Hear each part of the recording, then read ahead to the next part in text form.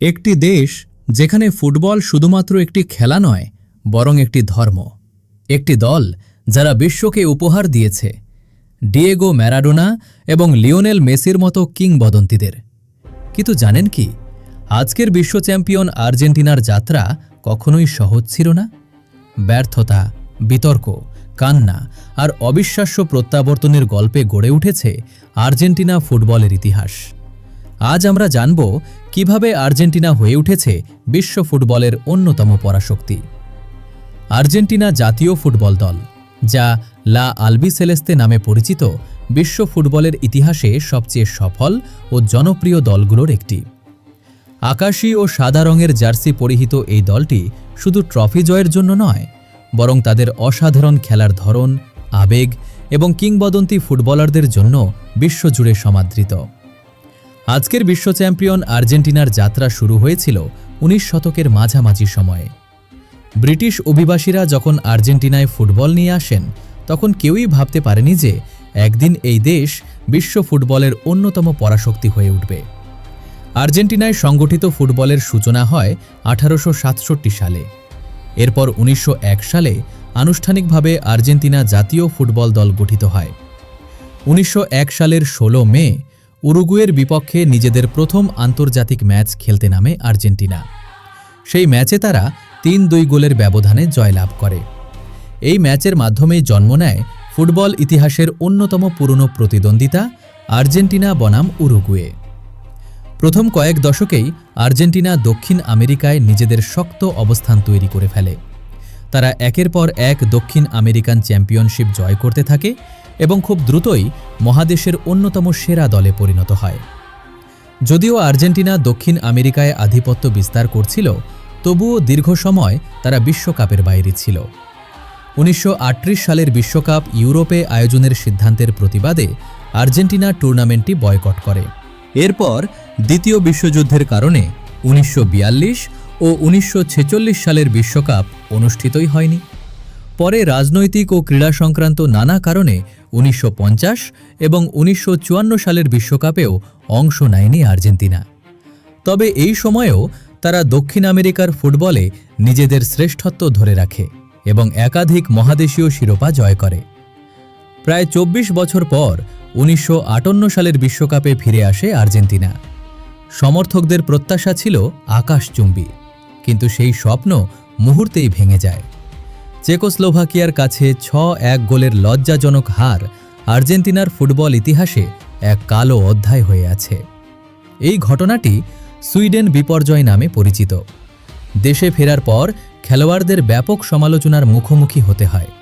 তবে এই ব্যর্থতাই পরবর্তীতে দলটিকে আরও শক্তিশালী হয়ে ফিরে আসতে অনুপ্রাণিত করে।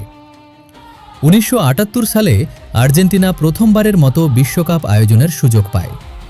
নিজেদের মাটিতে খেলার সুবিধাকে কাজে লাগিয়ে দুর্দান্ত পারফরম্যান্স করে দলটি। মারিও কেম্পেসের অসাধারণ নৈপুণ্যে আর্জেন্টিনা ফাইনালে নেদারল্যান্ডসকে 3-1 গোলে হারিয়ে প্রথমবারের মতো বিশ্বকাপ জয় করে। পুরো দেশ আনন্দে ফেটে পড়ে। এটি শুধু একটি ট্রফি ছিল না, বরং পুরো জাতির জন্য ছিল গর্বের এক ঐতিহাসিক মুহূর্ত। ফুটবল ইতিহাসের অন্যতম শ্রেষ্ঠ খেলোয়াড় ডিয়েগো ম্যারাডোনার হাত ধরে আর্জেন্টিনা পৌঁছে যায় নতুন উচ্চতায়।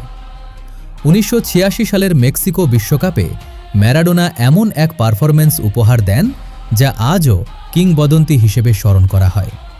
ইংল্যান্ডের বিপক্ষে কোয়ার্টার ফাইনালে তিনি 2টি অবিস্মরণীয় গোল করেন। প্রথমটি ছিল বিখ্যাত হ্যান্ড অব গড এবং দ্বিতীয়টি, যেখানে তিনি প্রায় পুরো ইংল্যান্ড দলকে কাটিয়ে গোল করেন, সেটিকে ফিফা পরবর্তীতে গোল অব দ্য সেঞ্চুরি হিসেবে স্বীকৃতি দেয়। ফাইনালে পশ্চিম জার্মানিকে 3-2 গোলে হারিয়ে আর্জেন্টিনা দ্বিতীয়বারের মতো বিশ্ব চ্যাম্পিয়ন হয়।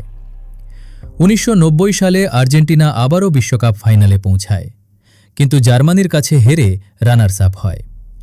1994 বিশ্বকাপে ডিয়েগো ম্যারাডোনার ডোপ টেস্টে ব্যর্থ হওয়া পুরো দেশকে হতাশ করে।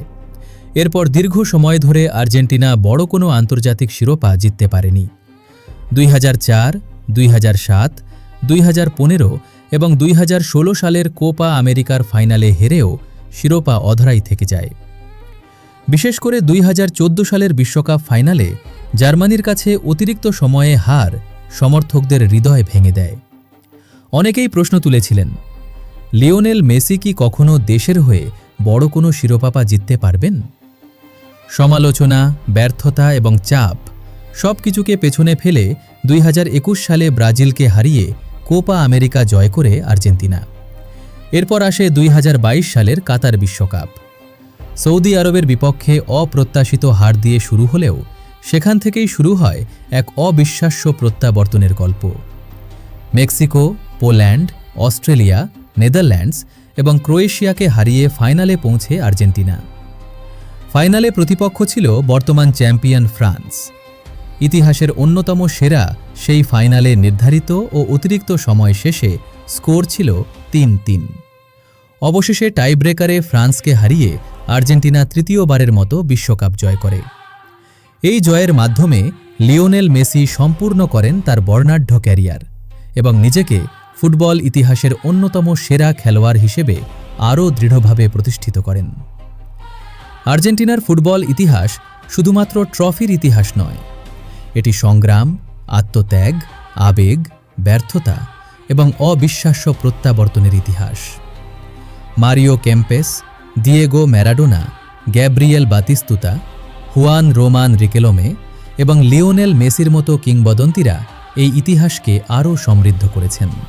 আজও যখন আকাশী সাদা জার্সি মাঠে নামে, তখন কোটি কোটি সমর্থকের হৃদয় একসঙ্গে স্পন্দিত হয়। কারণ আর্জেন্টিনা শুধু একটি ফুটবল দল নয়, এটি কোটি মানুষের আবেগের নাম। আপনার মতে আর্জেন্টিনা ফুটবল ইতিহাসের সর্বকালের সেরা খেলোয়াড় কে? ডিয়েগো ম্যারাডোনা নাকি লিওনেল মেসি?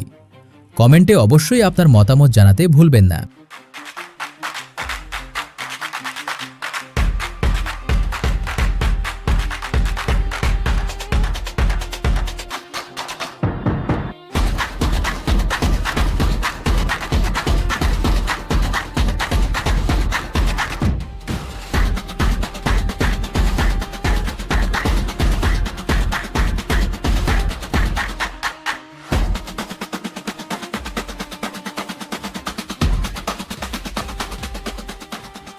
ইতিহাস শুধু অতীতের গল্প নয়, বরং বর্তমানকে জানার এবং ভবিষ্যৎকে বোঝার এক অনন্য মাধ্যম। আজকের গল্প এখানেই শেষ। যদি ভিডিওটি আপনার ভালো লেগে থাকে তাহলে অবশ্যই একটি লাইক দিন এবং আপনার মতামত কমেন্টে জানান।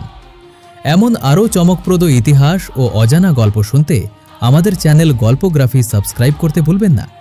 দেখা হবে পরবর্তী ভিডিওতে নতুন আরেকটি অসাধারণ গল্প নিয়ে।